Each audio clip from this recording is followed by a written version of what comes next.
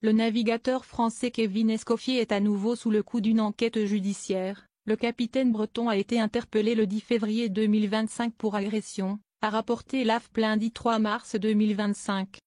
Ce n'est pas la première fois que le vainqueur de la Transat Jacques Vabre est poursuivi. En juillet 2023, le parquet de Paris avait ouvert une information judiciaire sur une allégation d'agression aux États-Unis. Le marin français Kevin Escoffier est à nouveau interrogé par la justice.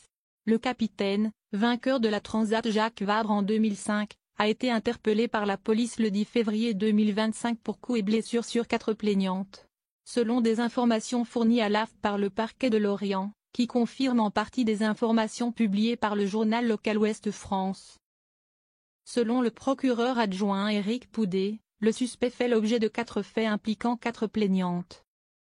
Ce n'est pas la première fois que le marin d'origine bretonne fait l'objet d'une enquête de ce type. En juillet 2023, l'AFP rapportait encore que lundi 3 mars 2025, le parquet de Paris avait en effet ouvert une information judiciaire sur une agression présumée, qui se serait déroulée à Newport, aux États-Unis.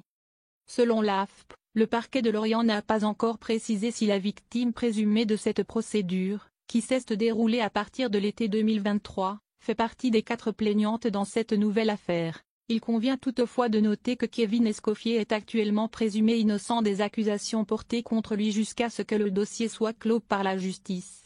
Je veux continuer, a-t-il affirmé après le naufrage en 2020. L'AFP rapportait également, lundi 3 mars 2025, que le célèbre marin breton, 44 ans, avait été suspendu par la Fédération française de voile en octobre 2023 après avoir été accusé de comportements violents par plusieurs femmes. Cette suspension a finalement été levée en mars 2024. Kevin Escoffier s'est retrouvé sous le feu des projecteurs après son naufrage le 30 novembre 2020, lors du Vendée Globe.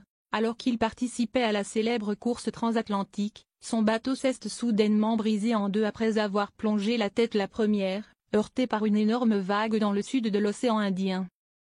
Après avoir passé des dizaines d'heures sur un radeau de sauvetage, il est finalement secouru dans une situation critique par Jean Le Cam, autre concurrent du Vendée Globe. On ne saura jamais avec certitude ce qu'il s'est passé, confiait Kevin Escoffier à Voile et Voilier, le supplément voile de Ouest France, le 10 mars 2021. Je ne vais pas passer toute ma vie à y penser, j'ai envie d'avancer. J'ai envie de continuer, avec de grandes ambitions sportives. Ne pas pouvoir finir le Vendée Globe ne fait qu'accroître mon envie de revenir en 2024. Finalement, Kevin Escoffier n'a pas pris le départ du Vendée Globe en 2024. Kevin Escoffier demeure innocent des accusations portées contre lui jusqu'à ce que le tribunal conclue son procès.